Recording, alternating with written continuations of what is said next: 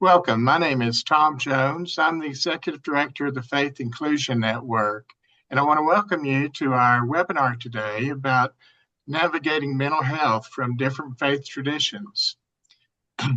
We asked ourselves at the Faith Inclusion Network, we asked ourselves, how do the different faiths, how do they view disability and how do they view mental health? And what are some of those mental health challenges that we have that are common that our guest will talk about? So, we've got three very distinguished people here, and Rabbi Sandra Cohen is with us. Rabbi Cohen is involved in mental health outreach in the Jewish community nationally. She uses traditional Jewish values to guide her work. She's a dedicated advocate for those with mental illness and their families.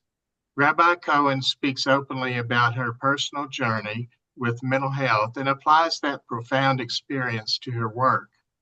A primary goal of hers is to support and educate spiritual communities, encouraging them to be more welcoming to the mentally ill. She's excited to share her insights to make our synagogues, Jewish communal organizations, churches, and mosques into a home for all who wish to belong. Rabbi Cohen previously served as congregational rabbi for Temple Emmanuel and Temple Micah in Denver. She serves on the board of NAMI, Colorado, and also provides pastoral care and teaches in a variety of settings locally and nationally. Welcome, Rabbi Cohen. Our next panelist is Alan Johnson. Alan is an ordained clergy in the United Church of Christ and is a graduate of Yale University Divinity School. He served congregations in Connecticut and New York City and was on the national staff of the United Church of Christ and retired as chaplain at the Children's Hospital in Denver. He is a co-founder of the Interfaith Network on Mental Illness based in Boulder, Colorado. He is a mental health advocate, having family members who have lived experience in mental illness, and was one of the developers of the WISE Congregations for Mental Health program. WISE stands for Welcoming, Inclusive, Supportive, and Engaged for Mental Health. Our next panelist is Sumayyah Rawashdeh. Sumayyah is an associate marriage and family therapist with a Master of Arts degree in counseling psychology from Santa Clara University. Previously, she graduated from UC Davis with a double bachelor's degree in human development and psychology. Sumayyah primarily approaches therapy from a psychodynamic and relational lens, which includes an exploration of how various life experiences, environmental factors, and relationships have shaped how an individual lives and functions in their daily life.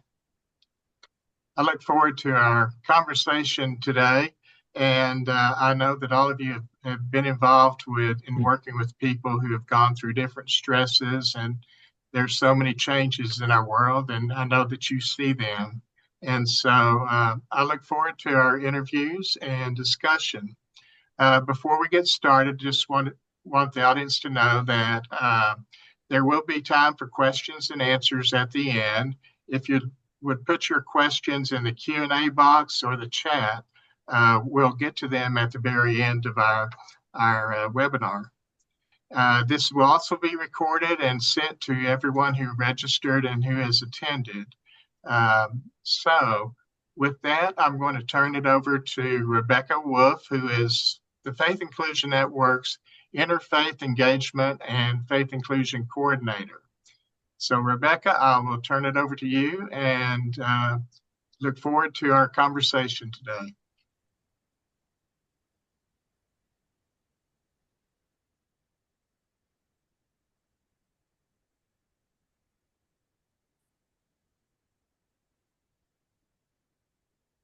You're mute, Rebecca. You're mute.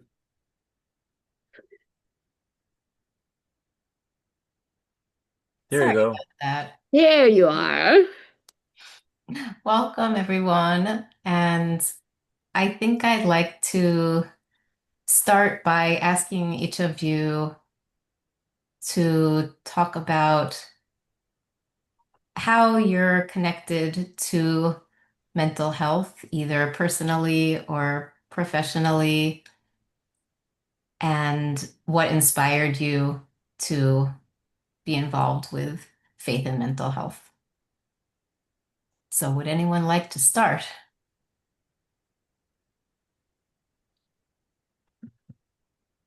Rabbi Cohen, would you start? I would be happy to. So I come to the intersection of mental illness issues and faith, both personally and professionally. Um, I not only have family members with a mental illness, but I myself have a biologically based mental illness. I have bipolar disorder. And so um, it seemed to me that the only honest way for me to live in my family and then later in my community was to be able to talk about that experience. Um, Personally, because I think that by talking about it, well, professionally too, by talking about mental health issues as they're occurring, right? When I was a small child and my mother was depressed, I felt like it was my fault and I felt like it was my job to take care of her and all these sorts of things. And I wanted to not replicate that experience for my child. Um, I couldn't protect her from the fact that sometimes I'm not doing so well, but I could at least let her know what was happening and that she wasn't responsible for it. And that this was mama is ill, but mama's going to the doctors and not like that. Um, so professionally, I think I don't know, almost 10 years ago, I decided that it was a good idea to start talking about my experience in faith communities, to be able to stand up on the bima at the pulpit and say, "Hi, you know me, I have a mental illness, and here are the Jewish values that I see being involved in how we care for one another and how we create welcoming and engaged communities with an awareness that people in the congregation may be having their own mental health challenges or maybe a family member of someone who's having a mental illness. And we want people to feel openly and explicitly welcomed as part of the community, that this kind of an illness doesn't exclude us. And what I would say is that because I'm no longer a congregational rabbi, um, I don't have a lot to lose by standing up and saying that, right? I don't have a board that's going to get all scared and not renew my contract because God only knows what Rabbi Cohen's going to do, right? So I have the freedom to say, here's been my experience. Here are the Jewish values I think they're involved, or the values in general, and here's what we can do. Um, there you go. Thank you. Alan, would you like to share about why you Sure, started in me and your sure. personal Yeah, story? I think almost everybody that I work with in terms of dealing with, say, the Interfaith Network on Mental Illness or other programs and part of it where the word mental health comes up, um, everyone has been touched somehow. You go into a congregation and say, is there anyone here who has experienced any kind of a challenge for mental health? Every hand goes up. So what brought me to this, however, was as part of the family of those of us who have lived with or found ways to deal with mental health challenges through my son, who 37 years ago was first hospitalized in New York City due to a bipolar disorder, manic situation. And it was clear from 37 years till today. He's been hospitalized 22 different times in different psych wards across the country. He's now still back in New York City and he's living, which is good. And that has shaped me. I was a single dad for a long time, and I also have a stepson.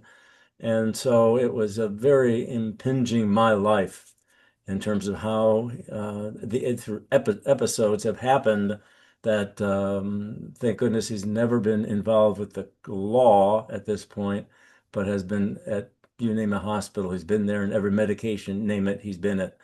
And so that has shaped me. Just no question about that in terms of my energy, my focus, and everything else. And on top of that, my younger brother, 3 years younger, died by suicide. And so that also began to find me to say, okay, I'm not alone. I mean, that's the big thing from NAMI, right? You're not alone. But the thing is, you have to find a space enough where it is clear enough that indeed you will be recognized and embraced. I won't just say, "Oh, I'm so sorry," and that's it. So, how do you really integrate that into your life? And I've learned and went through. I've been obviously a survivor of suicide and done programs and all that kind of stuff out of my own personal experience. But really, what started from the organization and part of the nonprofit was because of two things. One was in our congregation, there was a family of two adult children who died by suicide between a year between each other in the same way. It was devastating, not only for the family, obviously, but for the congregation. What are we going to do? How to respond? What do you do? I mean, this is now 17 years ago, and there are not as many resources as there are now, and there's a little less stigma around mental illness. But still, it was like, what are we going to do? So I can tell you what led to. But the second thing was that a colleague of mine went to a faith community here, again, almost was 16 years ago, and in that faith community, the clergy person said, by the way, if you really prayed more and read your Bible, you've heard this, right? You don't need psychotropic medication. Well, the woman who was there hearing this, thank God, she said, she actually left immediately because her son, who's lived with schizophrenia, never wants to take his meds. And if a faith community is saying you don't need this, she said, we got to target some faith community because they got a lot to learn and a lot of way to go through in order to embrace that. Well, I could keep on. That's personal. It's corporate. It's in terms of the community life that I've been very committed as a mental health advocate. Again, yeah. I appreciate that you all share your personal experience because I think that, makes it more impactful and less theoretical. Yeah. So, thank you so much. And of course, we'll like to know more about INME later, the Interfaith Network on Mental Illness. Now, Sumayyah, could you talk a little about your connection? Because as Tom said, you're a counselor. So do you have some personal connection to mental health or Absolutely. why you wanted to be a counselor? Absolutely. I think every therapist that you talk to will have some visceral reason why they entered the field. And for me, it started from when I was young. I struggled a lot with my own mental health, severe depression, very low self-esteem, and a few other things that were really difficult for me growing up, especially in my early teenage years. And what that opened my eyes to is that I was not the only one struggling, right? And I was someone who was very deeply involved in my faith community. I practically considered my mosque a second home, right? I was always there. I was in a school where I memorized the Quran. And so I have graduated from that school and have memorized the scripture, the whole scripture in Arabic. Um, and so for me, my faith was very important to me. My community was very important to me. And I knew and I could see with my own eyes how many other people my age and older were struggling with their own mental health and did not have a place to go, right? Um, that was when I made it my mission to become a mental health advocate and a mental health counselor as soon as possible, right? And that kickstarted my journey to finishing school as quickly as possible. I took the high school exam, went straight to college, right? I was very deeply passionate about just being able to change lives as quickly as I could because I knew that time was short, right? And I wanted to be able to protect as many people as possible from the struggles, right? So my lived experience and my experience of seeing those around me struggling and in pain and struggling with suicidality, self-harm, and other things, it really pushed me forward to coming into this field. And now as a professional therapist, I am able to be more directly involved in people's lives in a professional manner with boundaries, right? And I'm sure you all have experienced as mental health advocates how easily boundaries can become blurred, right? And so this is incredibly important work that you all are doing. Um, and there's so much from our own experience that pushes us to be in this work, despite how difficult it can be at times, right? So I'm very honored to be here. Thank you. And you seem quite young, so I'd be interested to know later if you're sharing experience, especially for young adults, if that is helpful and how you do that, and also to know about how you incorporate um, faith into your counseling, if that's for most of your clients or some of them. So we'll definitely get back to that. So since we're talking about faith and mental health, I would really like to switch to talk about some of the beliefs and perspectives on mental health in your different religious traditions and faiths. If you could give a brief summary or overview on what are the views of mental health in Judaism, Christianity, and Islam. So you see, in terms just of Jewish history in our texts, you really see the first mention or kind of clearly discussion of folks with mental illness emerges in the Talmud, like in the first few centuries of the Common Era, where the rabbis talk about a shoteh. A shoteh is somebody who is mentally incompetent, and so somebody who is not obligated for a number of reasons because they can't, right? It's like being in court and you plead not guilty by reason of mental disease or defect, right? If you can't kind of step back and know what's happening, then you're not really qualified to act safely on your own. And one of the things I like about the way the discussion is developed in the Talmud and later sources is because the rabbis understood that it's not a static thing, which is to say, right, sometimes, as with any illness, like cancer or MS or whatever, sometimes a person is in remission and thus a fully competent adult. And sometimes a person is having a recurrence, in which case the community might need to step in to help that person.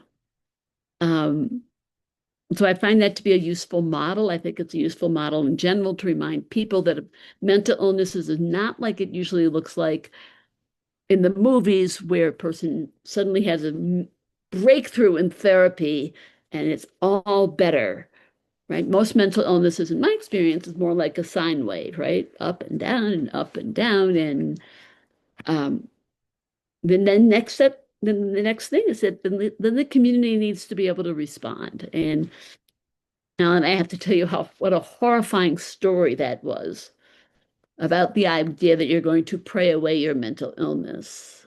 Um, I mean, I guess it makes people feel like they have more control, but just as it, I just had a visceral response to that.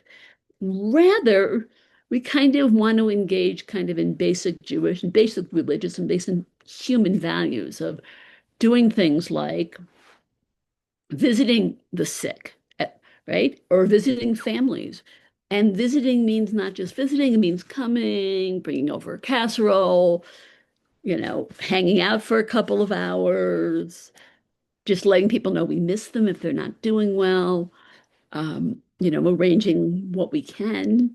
We want to welcome people, kind of the value of haknesat orchim, welcoming strangers, welcoming guests. We want our communities, whatever religion you are, we want our communities to be explicitly welcoming of folks with mental illness and their families. That means speaking about it from the pulpit. It means mentioning it when we pray for healing. It means understanding that it's not any more embarrassing to have a mental illness than it is to have a physical illness. I had a stroke over 20 years ago when I was like 14 years ago, 24 years ago. Wow. I was a young woman with a young child. And I have to tell you, Alan, that I got some cards, essentially, a lot of well-wishers, but I got a few of them explaining to me what I had done wrong, and that's why God had sent me my stroke. So that was fine because I had enough emotional distance from it to just think like, that's a weird response. When someone responds to you like that, at least for me, when I'm having a mental, not doing well emotionally, when someone says to me, "Oh, if you just do X, Y, Z," it's hard to disconnect from that. It's hard to not feel like, "Oh, this is happening to me because I'm a bad person and I'm living my life wrong. And if I would just be more willing to take a walk in the morning or make a gratitude list every evening, I would be all better." And I think that message is so dangerous for people who are, whether you're somebody with a mental illness, whether you're a family member, that is so, it's not just horrible, it's dangerous because it leads people to not take good care of themselves because they think they're a bad person and don't deserve that. So that's sort of like we want to walk with each other in whatever kind of path we are walking. But blaming somebody is, right, not the way to go. I don't think that, God created schizophrenia so that people would suffer. That's not a theology that makes sense to me. But I do think we have each other to help us kind of through those times, and that's a gift. I'll stop talking now. So from the Hebrew text, there's not a belief about mental health as a punishment or anything like that. Mental illness, I should say. Yeah. Right. No, I know what you mean. No, there's no sense of that. We can go back as early, well, you can go back way early, but look even already at poor King Saul. Right? King Saul actually kills himself because he's so worried about what's going to happen now that he's been demoted and there's King David and people are coming to get him and whatever. I think by the time you have people talking about it, it's just like no, it just is. Just like somebody might be blind or somebody might be deaf or somebody might have a mental illness. It just is, which at least for me is really helpful, right? And you gave an example that was really helpful. I was going to ask, could you give an example or two in either the Torah, which is the Hebrew scriptures, or the Talmud, or any other text-like examples that you use when you talk with people? Okay, so I'll say a couple more words, which is, first of all, I think that, the Talmud already talks about, one of the fun things they talk about is how do you know if somebody's experiencing, how do you know if somebody is so distraught or such an experience that they're not really able to make good decisions for themselves anymore, right? We would say they're not competent anymore. And it's kind of fun, talks about people who go around wearing torn clothing and they wander in the graveyards at night and all sorts of kind of interesting, specific things as sort of our precursor to the DSM, right? To the psychiatrist's list of things that can be wrong with you.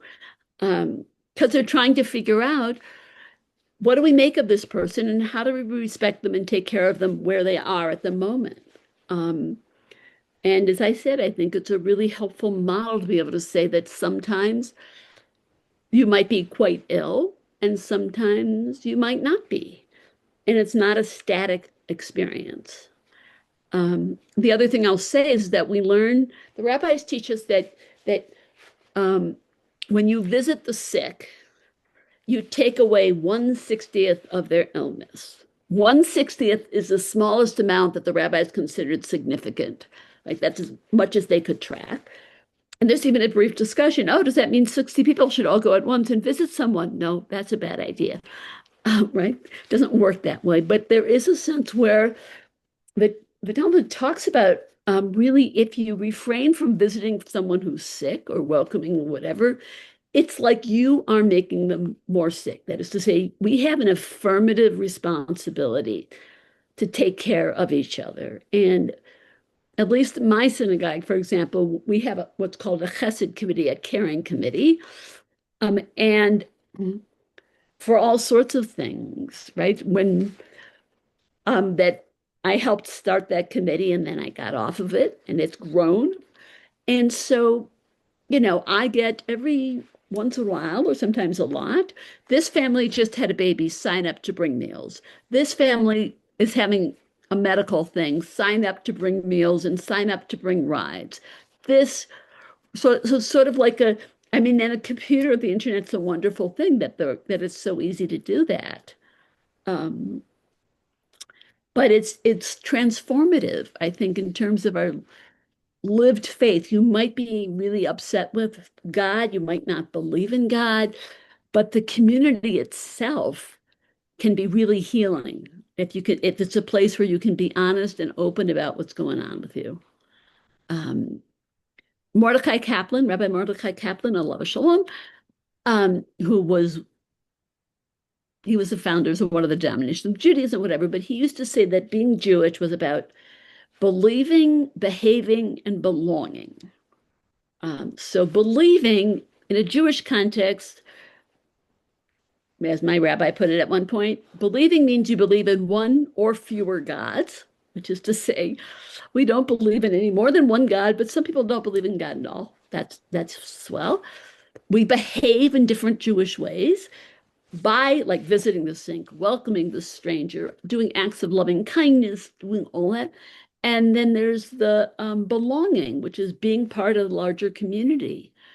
And that if we can do, say, 2 out of 3 of those every week, we're in really, really, really good shape.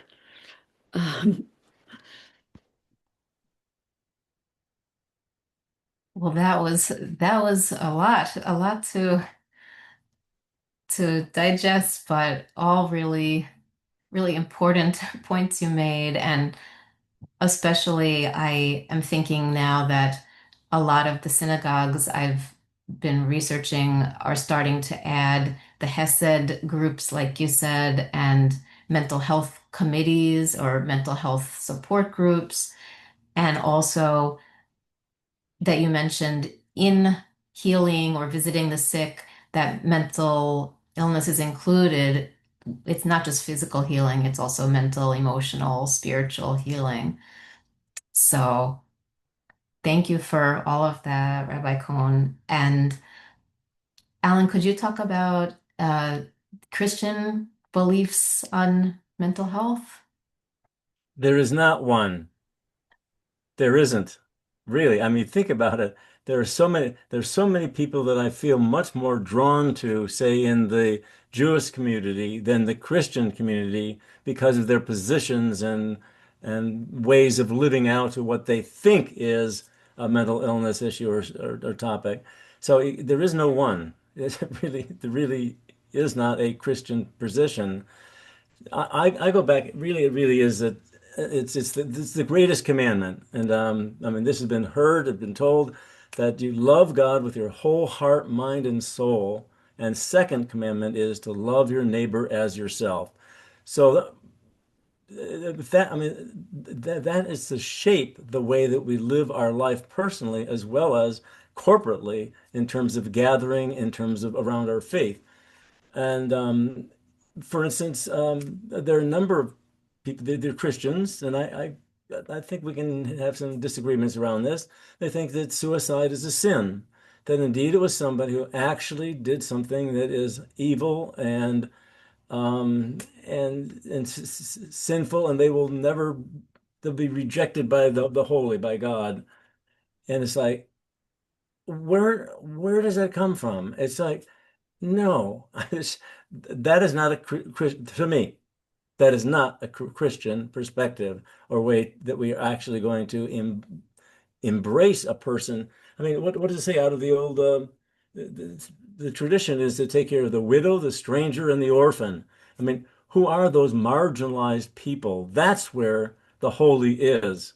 It's not where people who have smug and they got it all put together. No, it's really those margins of where we are in life, and part of those margins are where people that are living because of a bio are living with a mental illness, and to break down that stigma. And we can talk about a lot of stuff that I do in the congregation I've been part of. What we did in terms of the WISE program nationally is really how a local community can actually embody the wholeness of what it means to be well, which includes obviously mental health as well as physical health. Um, so I mean, there's a couple that just 2 weeks ago I was at church and they came up to me and said, "I got to tell you, my son, he's 21, and I think he's on another manic episode, and he just got in the car and he drove to Wyoming, and just 2 days ago he was on a speed case. He was going about 90 miles an hour with the cops behind him, and he crashed." Totaled his car, but was spared. But because of his violation of speeding, etc., he's now in jail. And I don't know what to do because I'm not sure he's getting his medication. He's probably not. So the question, where do you take that? There's such a silence, in communities, including faith communities, really, that they will not embrace and listen to that pain. I mean, there is so much pain in that going just that own story, which I identify with, have such empathy for. And so how do we find those folks, those places? We do have caring congregation meetings in our church. We have a mental health ministry team. We have a main focus on May, which is Mental Health Month. We do a number of things. We have people come in to tell testimony in the congregation about what they're going through, what's happening, what's going on with their loved one, what's going on with that. We have a storyteller who came, who's using stories for healing to help us integrate through stories what it is that there's hope and healing that we can. There's so many resources that are available that are really not judgmental, but are really based up how we are loving our neighbor as ourselves. Now, the question is, I think it was Freud who once said, you know what? God, if some of these people actually, love their neighbors as they love themselves, they'd kill them. I mean, it's like, what? Yeah, the self-love has got to be there. Where does that come from? It comes from my sense in the holy, the sacred, God, the divine. That actually is what can embrace us in a way we can then embrace others in ways that demonstrate, bring forth that the community of care and love, which is the foundation of it all. Um, so, I mean, what does a Christian position the United Church of Christ, we came up with our national meeting, and so we have the WISE program was voted nationally, and now that is a program that goes throughout the congregations. And now that we now have, actually here in Boulder, we have two synagogues that are WISE, because that's all adaptable to our own faith tradition, the specifics of help and care for others as well. So breaking that stigma is huge. And how do you do it? By speaking. And how do you speak? By being able to listen and create that space when it's safe enough for that to happen. And that to me is profoundly Christian. It's in the word and in the act and in the silence. Mm. So, right, I shouldn't ask you to generalize because there's so many Christian denominations. And can you tell you're part of United Church of Christ, or are you with a certain denomination? I'm a retired United Church of Christ clergy, and I worked in congregations from New York to Connecticut and around, and here in Colorado. And but I think I was introduced. I was a chaplain at the Children's Hospital in Denver. So yes, I'm United Church of Christ.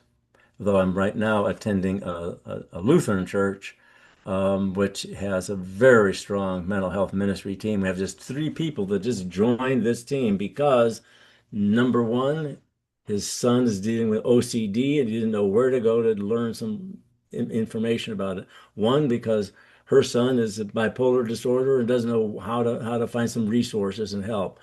And then the other one was the one who said, my son just crashed his car and he's in the jail in Wyoming. Yeah, where can you bring that other than how do you find clergy need to have a tremendous list of resources of people like you, Sumayyah, that are the therapists that are open and welcome to take all those stuff that we go through. So yeah, it's And Alan, I'll say that my synagogue here in Denver, which is also a wise synagogue, um, we have my mental health committee a couple of years ago, but we have on our website a link to the mental health committee, and we have a massive list of resources. Now, it may not be the only way to get, and it may not even be how people can get it, but like it's such a good beginning to say, look, here's this, you're having a problem with this. This is a good place to call. Because I think the referring thing is really there aren't enough therapists, man. There aren't enough therapists out there. But we should at least be able to point out places that you can go. And I will note that NAMI, right, not the National Alliance on Mental Illness, has really good resources for people with mental illnesses and also for their families. But I think that putting resources out in our lobbies, in our schools, in our wherever somebody might be, is a mitzvah. It's a positive obligation. That's why it's interesting that we have different, we have you, Samaya, as a counselor, and then we have clergy. And I think it's important to, not just for this discussion, but for the future, to think how can we collaborate better and more. So we'll talk about that after, but I do want to hear from you, Samaya, about a lot of us may not know about the perspectives on mental health in Islam. So maybe you could give us a little brief overview. Absolutely. Absolutely. Thank you so much. And thank you both for sharing as well. Um, I will say that one of the core things in Islam is that there is not necessarily this separation of the mind and body as being completely different and disconnected entities. That is really an idea that comes from Rene Descartes, who really postulated in his philosophy that the mind and the body are separate entities, right? And that the mind is a thinking thing, and it's not necessarily a physical kind of entity. And he did away with the concept of a soul as a metaphysical part of our being, right? And in Islam, we don't have this separation. We believe in the mind, the body, the soul, all of it being interconnected and all of it coming together in a heart-centered model where how we behave, how we think, and how we are biologically wired, all of it ultimately has an impact on our heart, the state of our heart, right? And so one of the primary objectives and purpose of our being here on this planet is to have purified hearts, right? And in order to have and to purify our hearts, to be people who are kind, empathetic, who come from really doing things for other people and being there for other people with this loving kindness that is not rooted in ego In order to do that, we need to be constantly purifying our hearts and our souls, right? And in order for us to have the capacity to do that, it is so critical for us to take care of our mental well-being, right? And here, mental really notes not just our brain's functioning, but our emotional functioning, right? Which we now know through science, but a lot of our faith traditions knew this a lot much earlier. They're all interconnected, right? There is no necessarily separation. Our hormones have an impact on our emotions, right? Our biology and how our brain is wired also has an impact, right? And we also have the concept of neuroplasticity, where we are actually able to rewire our brains, right? Um, and so that is a very important concept for us to really consider when it comes to faith, because this really, the separation of mind and body is a lot of what started the intense mental health stigma that was not present in the same way before as it is now, right? And it had a great impact on a lot of our faith communities through colonialism, right? Um, and so I say all that to say that when you consider a heart-centered approach, you understand that in order to take care of your mental well-being, you need to focus on all of these different aspects of yourself. You need to take care of and nourish your body, right? Through eating things that are good for you, good for your heart, good for your being, right? You need to surround yourself with an environment of people who have similar values, who have kindness, who have care, who have compassion, and who stand firm in their own values, right? For humans, right? All of that, our environment, how we take care of ourselves, how we take care of the people around us, whether we are living in our divine purpose, all of that has a great impact on our mental well-being, right? And one of the five major objectives of Islamic legislation is the preservation of intellectual and mental capacity. Um, and so a lot comes from that, in that a lot of rulings and a lot of the ways in which we live our lives are actually based on what will nourish our minds and our spirits. So a lot of things, when you look at Islam and you look at what is prohibited versus what's not prohibited, everything that is prohibited because it will actually, at the end of the day, harm your soul and harm your spirit, which in turn harms your mental health, right? So for example, the prohibition on alcohol usage, right? And we now know that even a sip of wine, which previously science had dictated, um, was okay, now research is coming back to say that even just a cup of wine every day can have a negative impact on you, right? So these are some of the things that are important to take into account. In the tradition of our Prophet Muhammad, peace be upon him, empathy is one of the core components of all the relationships he had with his congregation and with his community, Muslim and non-Muslim. And we look a lot to his life, just as we look to the life of Jesus, Moses, Noah, and all of the prophets that came before. We look to their lives to see how they took care of themselves and how they took care of the people around them. And we see, particularly in the Prophet Muhammad's life, we see that he had many moments of difficulty in front of him. We know that the prophets are generally tested much more than than us, right? They went through all of these trials. And so when we look at how did they handle those situations, there's a particular situation that comes to mind with the Prophet Muhammad when he lost his son. His son was only 2 years old and he was so deeply connected to him, had so much love for him. And unfortunately, he grew ill and he passed away. And when he passed away, he was carrying his son in his arms and kissing him. And he was overcome with grief, right? As so many of us do when we lose our children, when we lose people close to us. And he began to cry. And his congregants around him, they were like, "You cry as well, right? You, even a prophet cries?" And he said, "Innaha la rahma." Indeed, these tears are mercy. And he said, "Inna al-ayna la tadma." Indeed, the eye sheds tears. وَإِنَّ الْقَلْبَ لَا يَحْزَنُ. The heart grieves. وَلَا نَقُولُ إِلَّا مَا يُرْضِي رَبُّنَا. We do not say except that which is pleasing to our Lord. And we are indeed saddened by your loss, O Ibrahim, which was the name of his son. Um, that in and of itself, very profound example of emotional regulation. Very profound example. An acknowledgement of his own experience, his physical experience of shedding tears and crying, naming it as a mercy, something that is beautiful, something that is a sign of a heart that is alive, a heart that is full of care and love. What an amazing reframe for us, right? In a world that sees tears as something that is a sign of weakness, particularly in men, right? And here we have a prophet who has utmost love and trust in God, and he is crying because crying is not a sign of weak faith. It is a sign of love in your heart, a heart that is alive and well, right? So that's just, I know I went on a little bit, so that's just a little bit of what we see in our tradition. That was an interesting framing about, uh, grief or sadness, like some of those kinds of emotions. And also, it seems like uh, Islam has kind of a holistic view or approach. Is that right? Absolutely, absolutely. Yeah.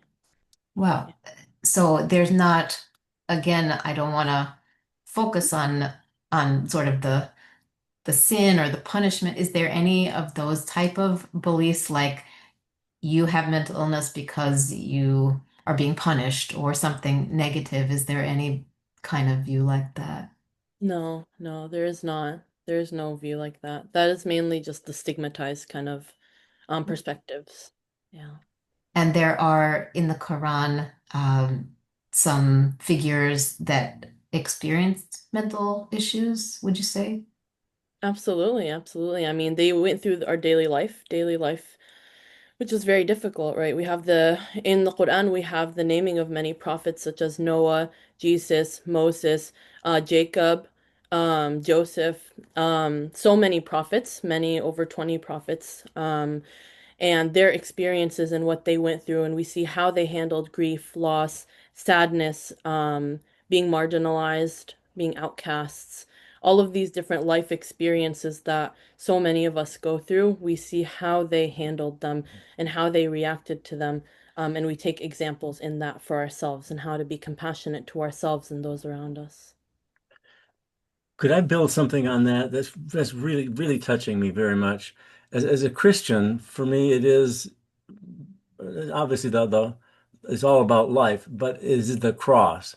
The cross is a sign of suffering and pain and agony, the pain you go through. And one of the phrases that I've come up to learn more about is that I mean that is there are a lot of people that don't want to go to those painful places.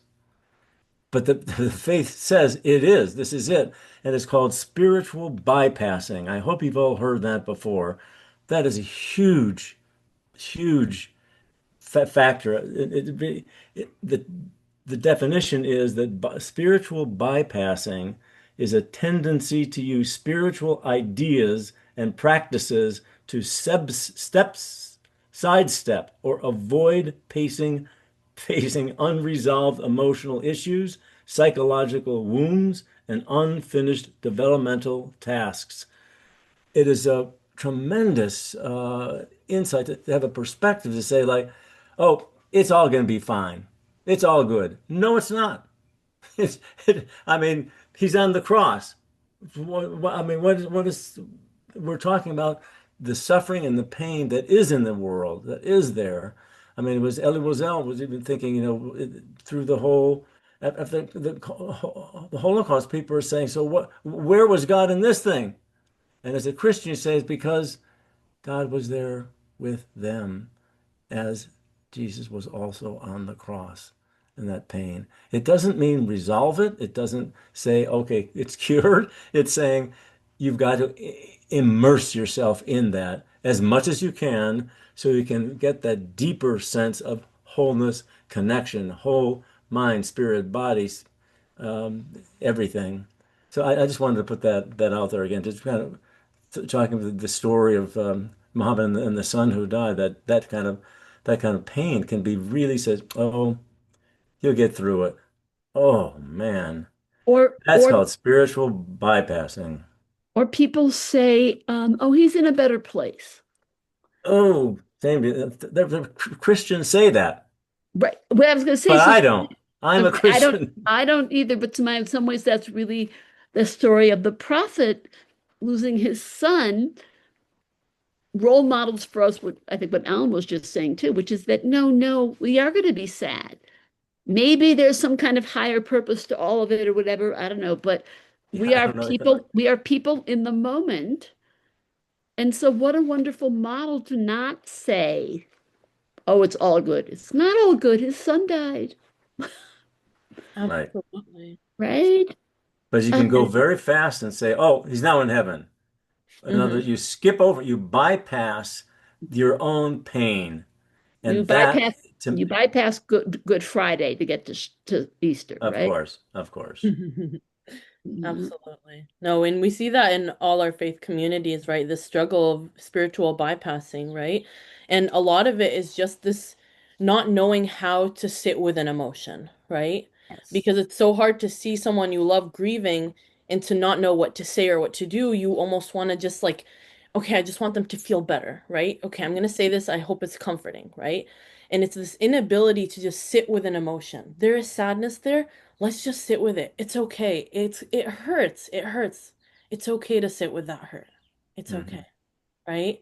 But because we don't know, or we're not, a lot of us are not taught how to just experience an emotion and be with it, we just rush to get over it, right? And to jump over it, right? We see this in faith communities and outside faith communities with other things. Mhm. Mm. There's something that I wanted to ask.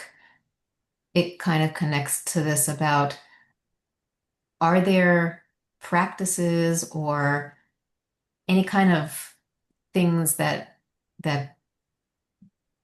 religious people or people in your traditions do or that they can do to help their mental health that are different than counseling, like psychological counseling, or different than taking medication, but like more spiritual types of practice or anything that you have used? I mean, some of you are clergy.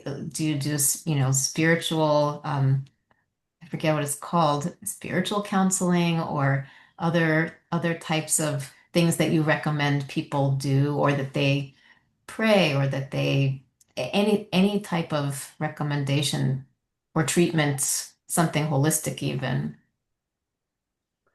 Just one word for me is community. It's community. Isolation leads to not being well. Community can help people to feel better and be well. So it really is that it's, I think it began at talking, Shemay, about talking about relational. It's all about relations. It's all about being in community. So is your community open or closed? Are the doors really, really open? Does this says, oh, everyone is welcome? Are they really welcome? I mean, we're going through this whole process in our church now. Just many congregations have done this to really affirm people of all different sexual and genders, orientations. And it's a huge way to say, okay, are we really welcoming people that are trans? Are we really welcoming people that are living in their own life and trying to become who they are in terms of their relationships, their LGBTQA. I mean, that is an enormous issue, I think. If indeed you can say, is your church really welcoming? Is it really going to welcome people or not? In community, you can. If you shut down that door, you're not. To me, that inhibits what I would say God's loving energy. I mean, for me, Jesus is the compassionate one. And how is that compassionate lived out of your own struggles? Um, I'm, prayer, yes, absolutely. When people say, "Oh, I will pray for you right now," it's like, "Oh, right here now, yes, right on the street, in the store, and yes." Do it right now. It's that's a practice. That is a spiritual practice that he can find some words or to be able to listen deep enough so that a person can feel well held. I mean, isn't that what we really all want? By the divine, we want to be well held. And I think they're long. Read the Psalms. Oh my God, I've told how many people have told just go through the Psalms, just start it. Everything, everything that human beings have experienced and will are in the Psalms.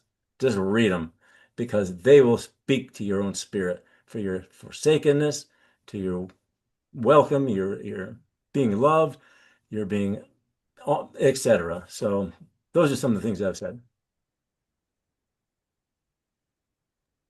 So several years ago, I was in synagogue with my daughter.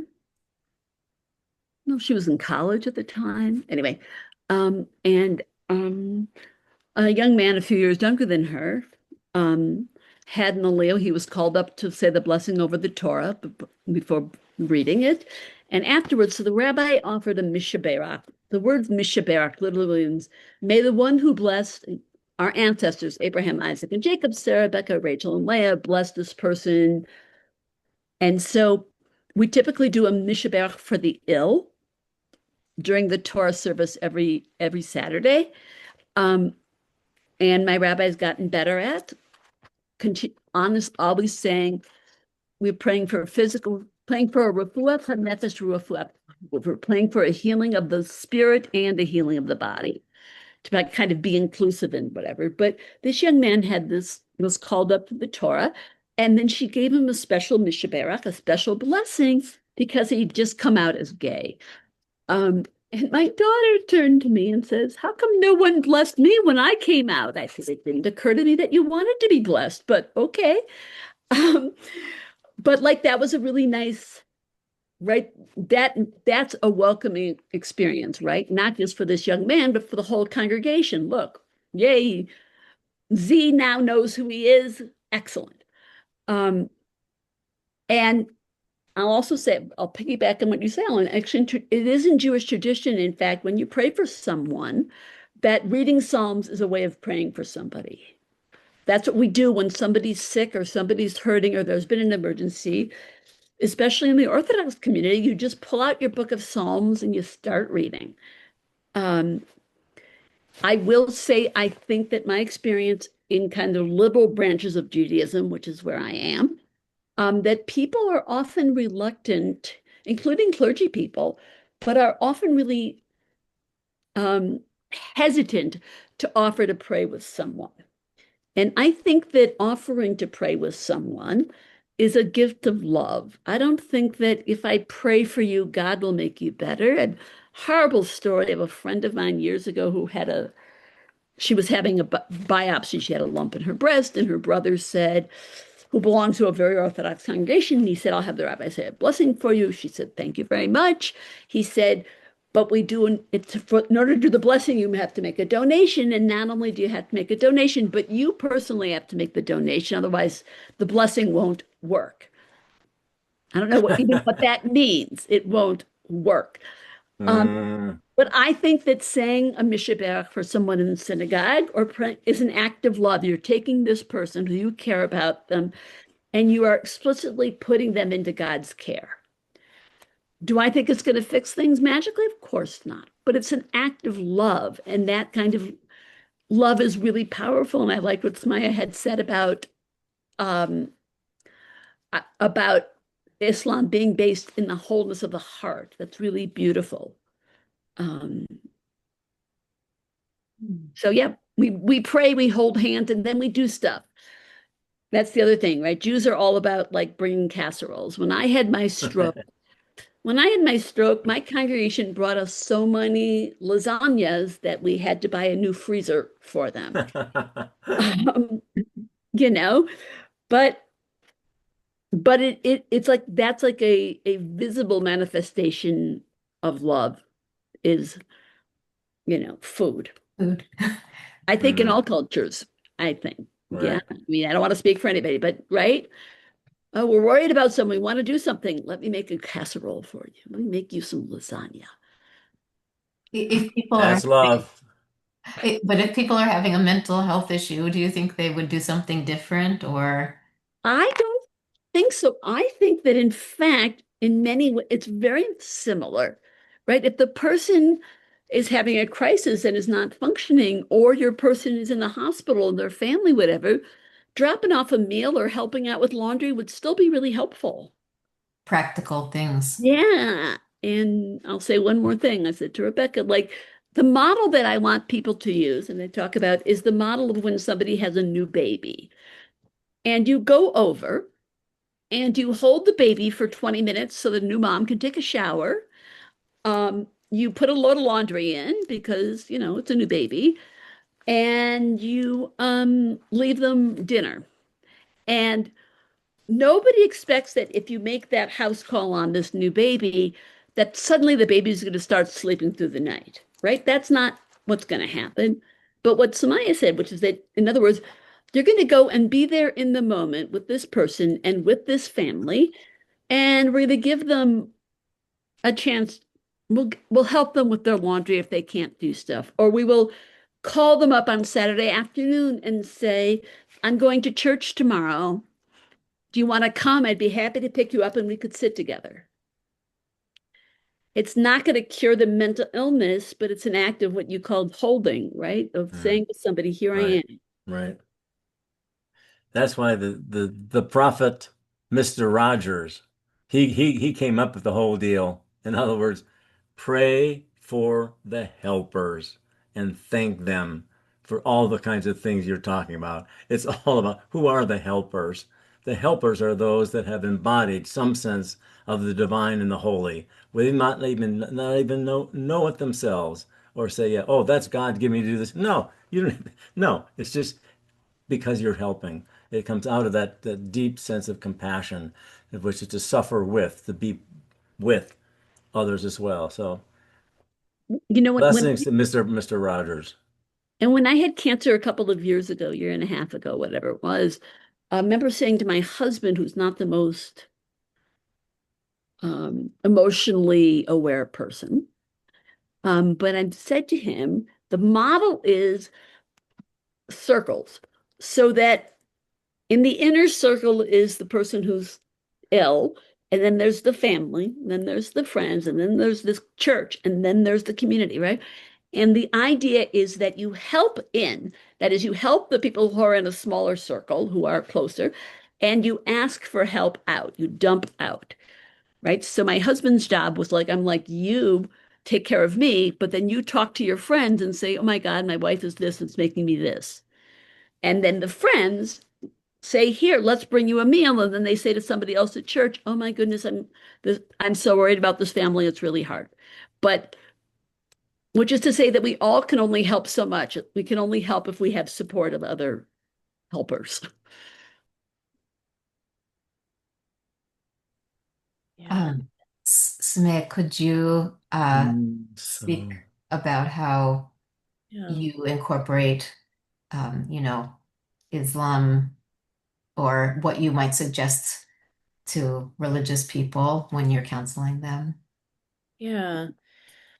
I will say particularly when it comes to therapy, it's more of a subtle thing. So unless someone specifically tells me that they want religion to be explicitly incorporated into their therapy, then of course I will oblige that. But if not, then it more has to do with the way I see things and the way I approach the situation than me like explicitly incorporating it into the work, right? So for example, if I see, because from my tradition, I know that mental wellness is more of a holistic thing, right?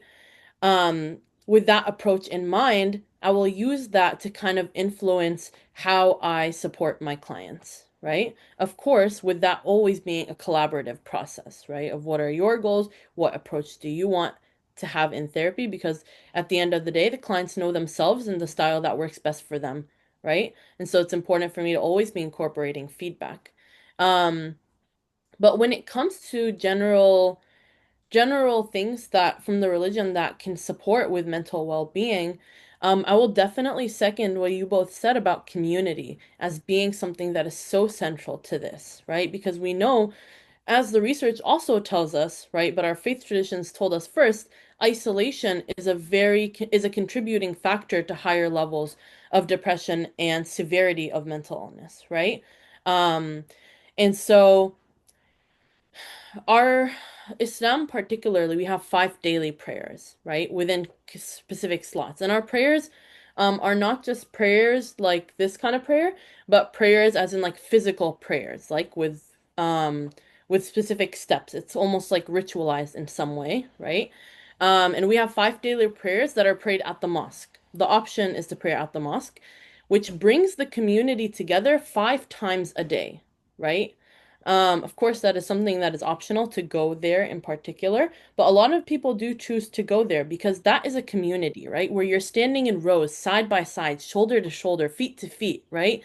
Not only are you there present with God, you're also present with the people around you, right? Whether you know them intimately or not. And so community is something that's really important. And I also want to touch on one point that I think is not talked about very often. It's the relationship with God. And in this literature of psychology, we talk a lot about attachment. I'm sure you all have heard of like anxious attachment, avoidant attachment, secure attachment, all of these things. But the reason that a lot of people are not able to develop a secure attachment is because of their caregiver not being necessarily present during their early life, some kind of misattunement, right? Not necessarily having that one person that you can securely attach to. But one thing that we have missed um, is how a relationship with God, ever living, can be a secure and stable attachment, right? Because God does not leave, God does not die, God does not leave us, right? God is merciful. God is more merciful in our traditions, we're taught, has more mercy and love for us than the mother has for her child. A mother who has so much love for her child, or a father, right? Infinitely times more merciful than even that, right? And so helping the people around us and helping our communities build a relationship with God that is based in love, based in kindness, based in care and compassion, that is one of the things that can lead to a secure attachment that does not have the ability to be broken like that, right? Whereas when we have secure attachments to friends, family, things like that, that's beautiful, but there is always the possibility that they could pass, right? Or they could leave, or some circumstance happens. Doesn't mean that we don't attach to the people around us, but when we have an attachment with God that is solid, it is something that can carry us through even the hardest of circumstances, right?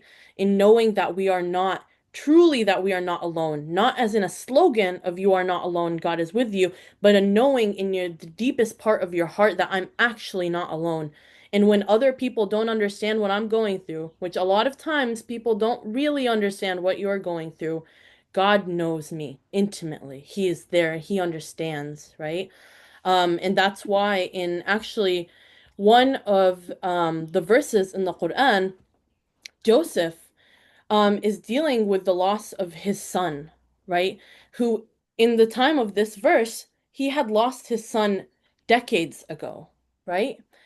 And his other sons were telling him, like, are you going to be grieving forever? Like, you're gonna die from your grief. They literally said, وَقَالَ يَا أَسَفَ عَلَى يُوسُف. They said, he's just going to be grieving until his eyes become white. He becomes blind from his tears, right? This is a prophet of God, Joseph. He is a prophet of God. It's not that his grief comes out of a lack of trust, right? It is grief because he lost someone that was so important to him. And his own sons are telling him, just stop it already, right? What's wrong with you? Like, it's been decades. You're still grieving your son? And he said, um, he replies to that and says, one moment. قال إنما أشكو بثي وحزني إلى الله وأعلم من الله ما لا تعلمون. He says, I complain of my anguish and sorrow to God, and I know from God what you do not know. Right? He tells them, you cannot understand my pain, but God knows how much this hurts right now, and I will complain to him, right?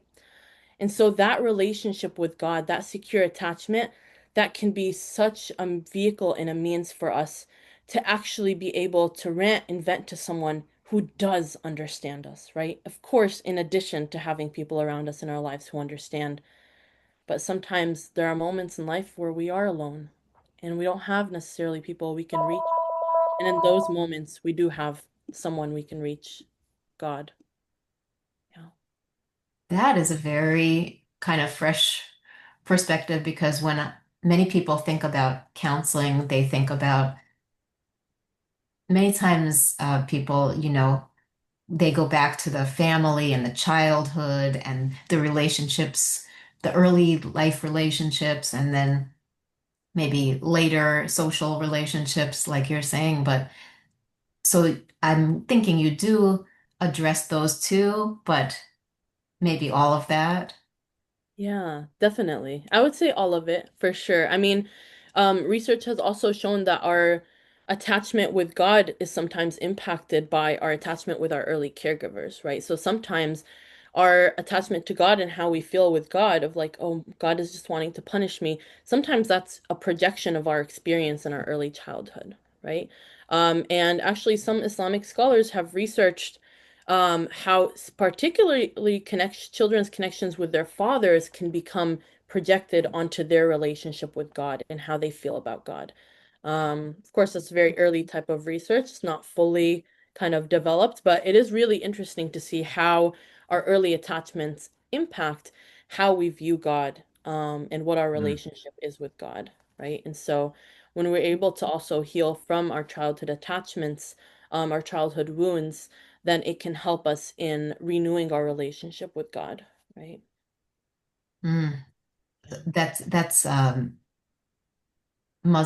like specifically Muslim research you're talking about, or Yeah. Yeah, it's particularly done within the Muslim community, yeah. Yeah. wow. Well, I think we might be interested to, hear more about that. I mean, that's a whole other that's a whole other area, academic research and that. Today we're a bit more in the practical um, framework, but I think people would be also interested to know about that later. And thank you for the sort of explaining how you incorporate different parts, or aspects into the counseling. Of course. Would really love the fact that you're putting together both mental health issues and concerns and also spirituality. Now, probably a lot of therapists are not quite you, Shemaya. That is, you actually have a connection with a spiritual sense, so you can actually sense that people might actually have a need for spiritual support, that kind of being well held. Um, I think therapists need to know what spirituality is, and they don't. And they've turned it off for years and years and years. And the other part of it, clergy, I don't need to know anything more about mental health. What's all that about? So the question is, how do you have that partnership? And I just very briefly want to say, number one, there's this wonderful thing that I carry. I've had this for about 20 years. It's called the FICA, F-I-C-A. You probably heard of that before. It's a spiritual assessment that was developed by a physician, psychologist, in terms of what do you do in terms of assessing somebody's spiritual life. And FICA, F is faith, belief, and meaning. I means how important is that to you? C is where is the community for you? And A, what kind of action do we need to take? And I think that to bring that in therapy is really a really helpful way without saying like, oh, do you believe in a God or is it a higher power or what? No, here's some ways to do it in terms of get that assessment. For clergy, faith leaders, I hope that you all know this. The American Psychiatrist Association, you know this book? Yeah, it is amazing in terms of for faith leaders. If you want to know more about mental health, this is it. And just go to apa.org and you could download it. It is a tremendous resource that I think faith leaders really need to have access to. Those are great resources. And Alan, you were talking about partnerships, and that was one of the important questions that I wanted to ask you all that we didn't get to. So I really want to. Well, what can clergy, leaders, and the faith communities do to better support mental health issues and also to maybe collaborate with um, professionals, counselors? Um, do you think it's more within the synagogues and the churches, or the mosques, or would you say it's more the collaborating outside that's more important? Like, do we need services inside the communities, like more mental health support groups, which there seem to be a lot of, or more training for the leaders, more sermons, like Rabbi Cohen said, or community events? What do you think we should be doing more of or differently?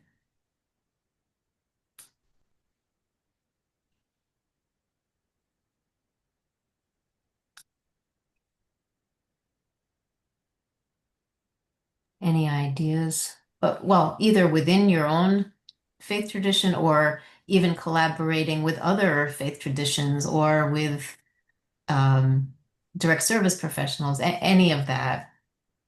I think that we should, as I said before, we have to just keep talking about it over and over and over again, because that's how we lose stigma, is by talking about it, right?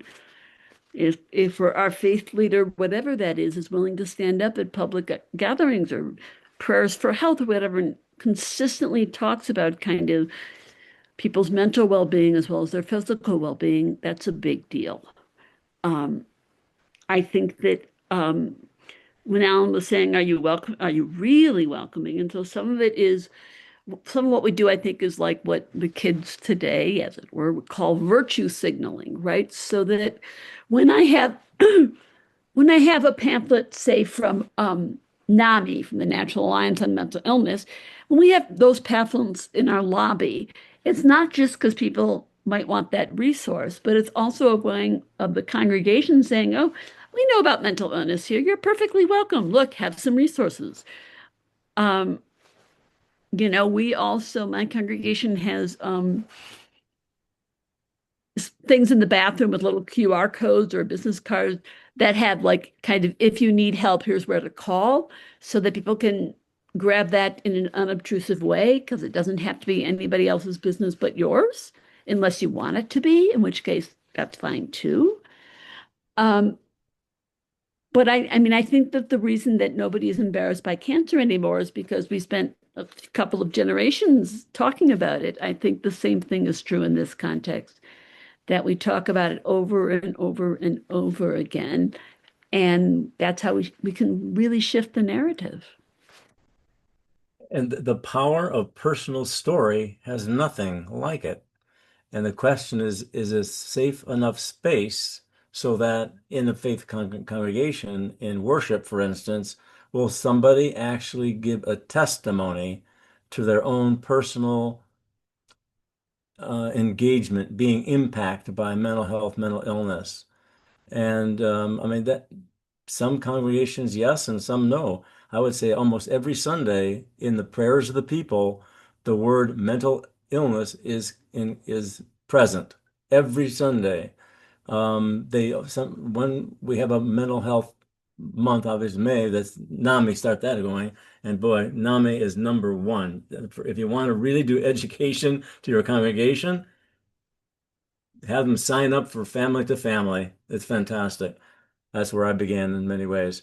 So anyway, so you find out ways to have. We had a Sunday. We have a mental health Sunday once a year, and we bring in special speaker. We've had Sarah Lund has come. She's unbelievable, fantastic, and we brought her here for twice actually because of things that she was dealing with around "Blessed Are the Crazy," which is anyway, great book.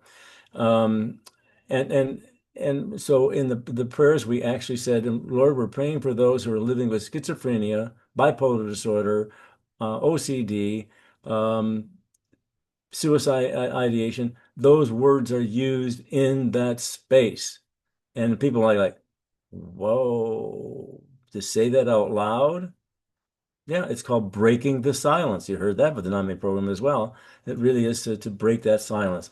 We keep in the pew, we have what's called a Be Well card, and both sides has wonderful things you can do, like be kind to everyone, including yourself, laugh at yourself, listen to a child, worry less, call a friend, love God, do something creative, eat dinner with family, um, play with a yo-yo. I mean, it's all those different things so you can actually, be well. There are things you can do just for build that sense.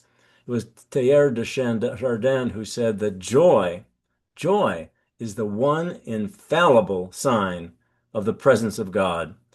And so where you see that joy, where it does happen, where being well, it's that is surely where the holy is present.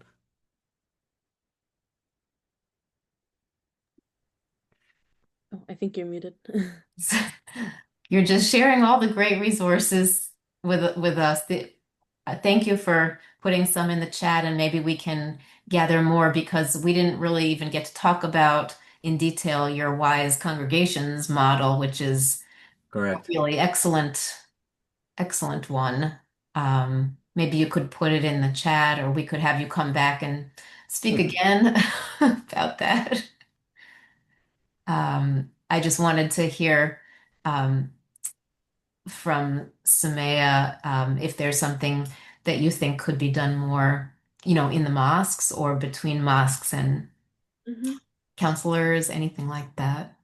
Yeah. I would say one of the most important things is to meet our communities where they're at, right?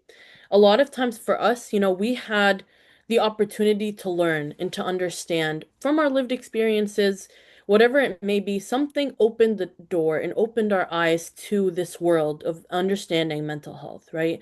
And for a lot of our community, perhaps they haven't had an experience yet that completely opened their eyes. So it's important for us to understand what is it that is blocking people from understanding the reality of mental health and mental illness, right? Once we understand those causes, then we're better able to target our approaches to be more effective for our communities, right? And one of the things that I think is really important is having relevant trainings for our imams and our leaders and our volunteers in our communities, right? Because they are often the first line of contact. They are the first responders, per se, when something happens in the community. And a lot of people go to their imams and faith leaders for support for issues that they're not trained in, right? They don't know how to handle necessarily domestic violence cases, right? Abuse, things like that. They don't necessarily that wasn't something that they were really taught, right?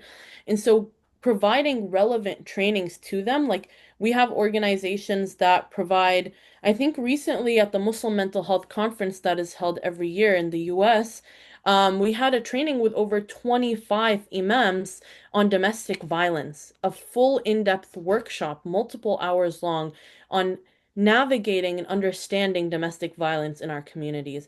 Those are the kind of things that are so important.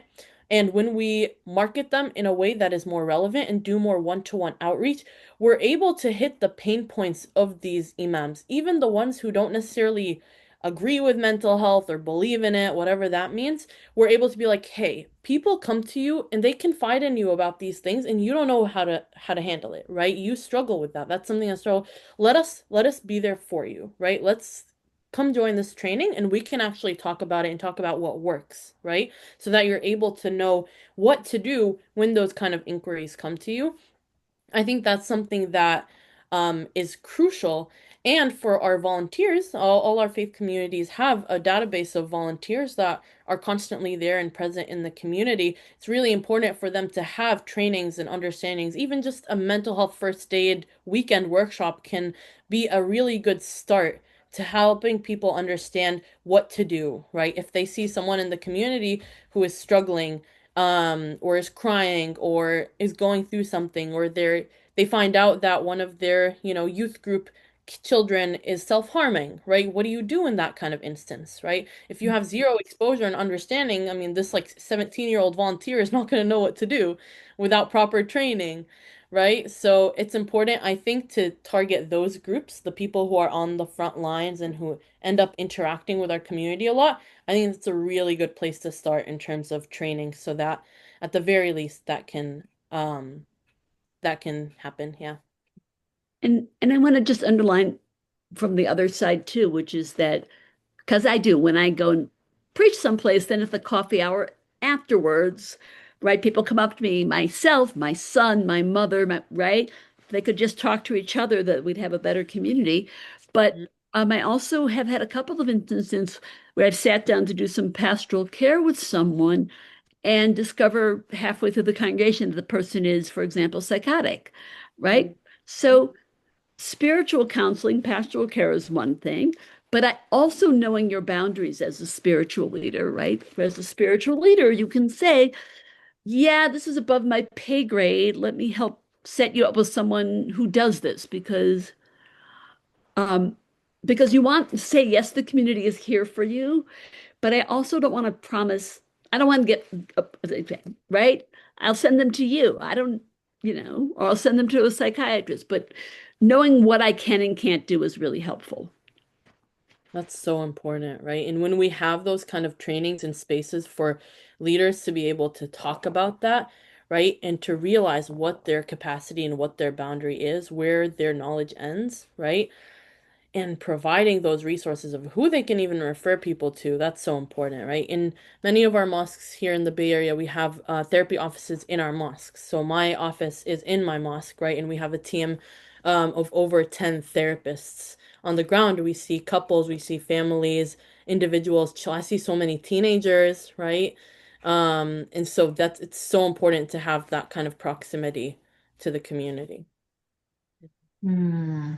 Maybe we could gather some of these resources and, if you're willing, and put them all together. And, I think that would be really helpful. I know the Jewish federations, I took mental health first aid training with them. I'm sure in Christian denominations, they have trainings. So it would be great to share what's available for people. Just footnote for two books, and I'll bet you all have a whole bunch of them you can, but I really have found myself giving much more reference to this book than any other. I Am Not Sick, We Don't Need Any Help. That's a great book by Almodóvar. It's a great resource. The other one is Spiritually Integrated Psychotherapy, Dealing with the Sacred by Pargament. Those are two of the really top books for me. And anything by Anne Lamont is good. That's where Bring Joy comes in, and lament. We haven't talked That's the right. word, but it was kind of there. Guys do really have trouble grieving, dealing with loss. That's that you mentioned that as well before. So how do you deal with the grieving, and how do you lament?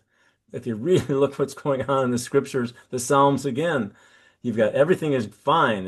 All orientation. You don't know the name Walter Brueggemann? Brueggemann, 92 years old, he just died. One of the best scholars, scriptural scholars I've ever known. Anyway, some of the Psalms are like everything is fine. Then there's a disorientation, things out of kilter, and then there's a new orientation, and that's every almost every psalm has those three elements, and one of those is the middle one, which is lament, and lament is hard for us to lament, just is, and I think that doesn't help our well-being and our mental health or feeling well. And we just started another thing in me, which is called the Connections for Well-Being, Stories for the Healing Journey. So if you ever go on the In Me newsletter, it's INMI, INMI.us. And we have people that give blogs every other month or so. So we're talking about those kind of connections and what are the stories for healing and hope. Anyway. Had to slip that in there. Alan, is it inme.us? No. Yeah, .us. I'll put it in the chat so people can Yeah, that's it. go there and sign up for your newsletter, right? Mm-hmm. You bet. That's Um, great. would either of you, Rabbi or Smith, would you like to share any links now, or we can always share later? Yeah, I can. Maybe we can do that later. We can gather. But that was a fantastic discussion, and even more topics are coming up. So I feel like we could talk more, obviously. But thank you so much for your personal and other insights, and great resources. So it was a really collaborative and great conversation. For Thank you me, so this is much. very, very encouraging to hear my two colleagues in spirit there. It's terrific to hear that as well. And the word encourage simply means to provide heart, courage. So thank you. This kind of conversation does give me heart as well. It's very encouraging. Yeah. Same Thank you here. for the work Thank that you you are so very doing, much. Tom and Rebecca. It's great. Keep on going with the interfaith deal with the kind of issues and topics. Yes, Oh, thank you so we much for certainly having me. will. And I just want to say, for some people that are supposed to be good listeners, and I say this in appreciation, you guys have so many profound things to say and to share about faith and mental health. And so I want to thank all of you, Sandra, Alan, Sumayyah.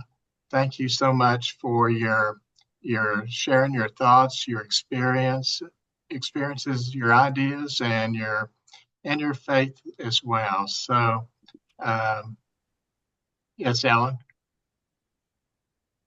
So I want to thank you for that. And as Rebecca said, you know, this has spurred so many other topics and conversations that we can have, and so I think we'll continue some more mental health conversations at the Faith Inclusion Network, and it's a challenge for us to look at disability at faith inclusion and include the mental health aspect as well.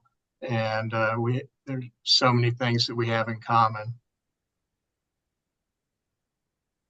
So thank you, and we will we'll send we'll send the recording to everybody. Please feel free to share, and let's continue. Let's keep in touch, and we're just getting so many good understandings of mental health and our faith from all three of these Abrahamic uh, traditions and Abrahamic faiths. So this has been fun, and I appreciate each one of you uh, for sharing here. Um, our next webinar will be multi-faith webinar will be June 25th when we talk about advocacy, and we'll have Reverend Dr. Milton Keyes, who lives with cerebral palsy, and Sadaya Nesser from Musson will join us too, who lives with a disability. And then we'll have a Jewish representative as well who advocates in different ways. So we'll have that discussion on June 25th at 10 o'clock Central Standard Time. And we'll send that information out to everybody as well. So, Salam, shalom, and peace. Thank you Thank so you much so for very having much. us. Mhm. Thank you so much. God bless you all. Bye. Take You as care. well.